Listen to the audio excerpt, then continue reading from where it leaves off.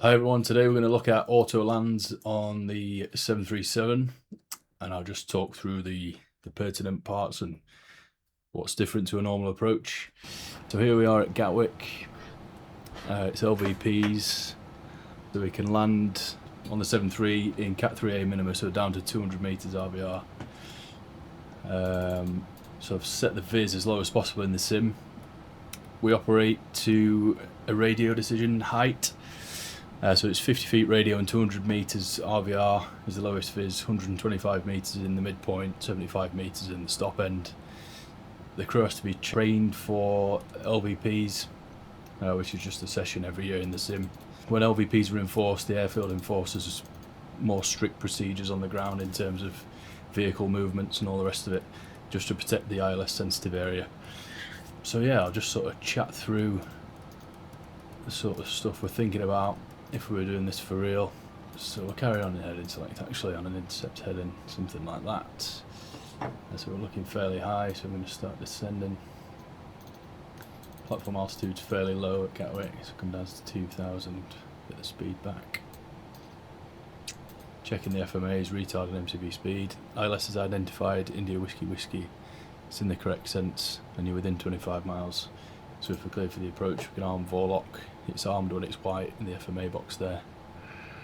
The left FMA is for thrust, the centre is for roll, and the right is for pitch.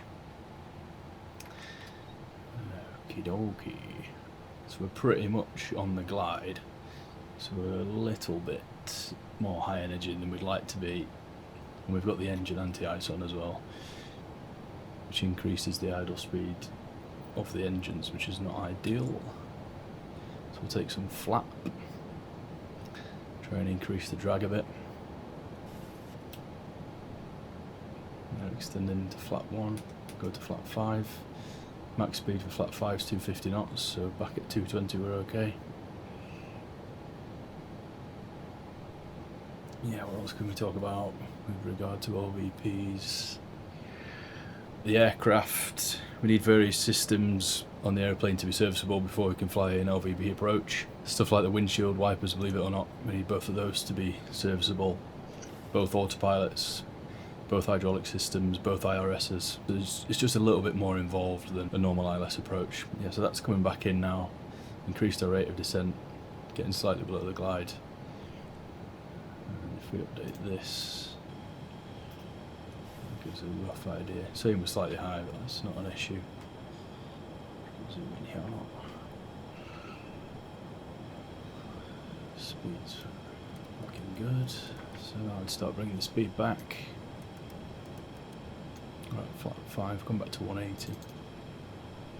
See how that looks with the glide. You'd usually get speed control into somewhere like Gatwick as well, because it's fairly busy. Okay, the Vorlock's captured, we're cleared for the approach. So we're arming the approach. That's where you get the glide slope in white there, the pitch FMA. And the key thing to remember, which is easy to forget, engage the second autopilot. It's not like other Boeing types that will engage the other autopilots for you. One way to remember it is another pilot, please. So when you arm the approach, engage the other autopilot. And the latest you can do that is 800 feet radio. Okay, so we'll be nice and conservative. So we're going to put the gear down at this point. 2 more stages of flap. Arm the speed brake. 2500. Right out to live, make sure you've got the correct QNH set. 1013 is correct for today. And then the anti-ice is on already, so they're on. Engine start switches, and then we're going to chime the cabin crew to let them know we're about to land. Bring the speed back, and then if you've got a spare minute, you can use the paper checklist. There's one on my website for free if you're interested, to do the landing checklist of flaps. So it's challenge and response, engine start switches to continuous, which we just checked, which they are.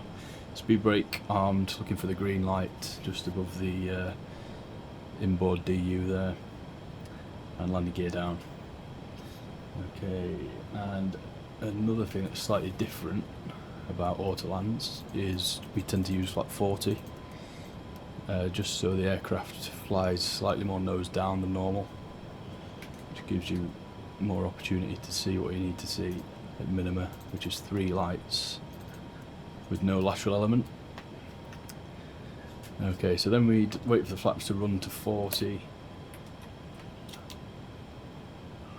and the final speed is 139, and then you say complete the landing checklist, flaps, 40 green light.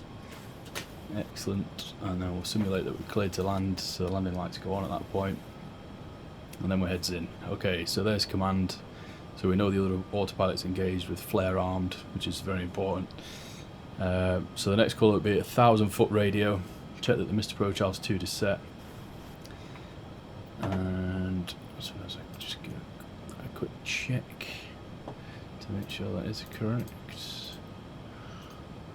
And missed approach altitude is,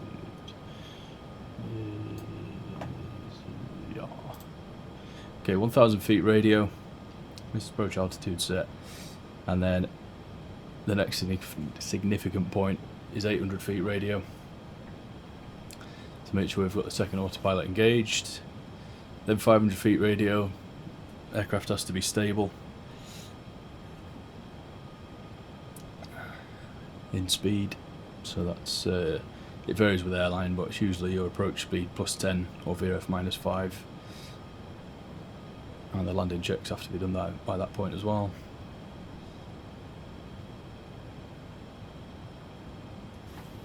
And then the other thing to bear in mind on this machine is there's no rollout guidance, so when it touches down you have to disconnect the autopilot and manually keep it on the centre line. Right, so at 400 feet it starts to trim nose up, you can hear it trimming now. That's to make it a fail passive system, so if the autopilots fail it will naturally climb away from the runway. And then next event will be 150 radio, approaching minimum, so you're starting to look outside straight down the glare shield. It's not the best angle for me. And looking at minimums to see 3 lights. Flare should engage. Minimums. There it is. 30, 20, 10. Disconnect the autopilot. Give it some reverse thrust. Keep it on the centre line.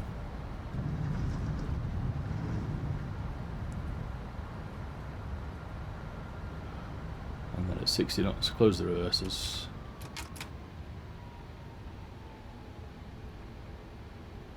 And just let it come to a stop on the runway.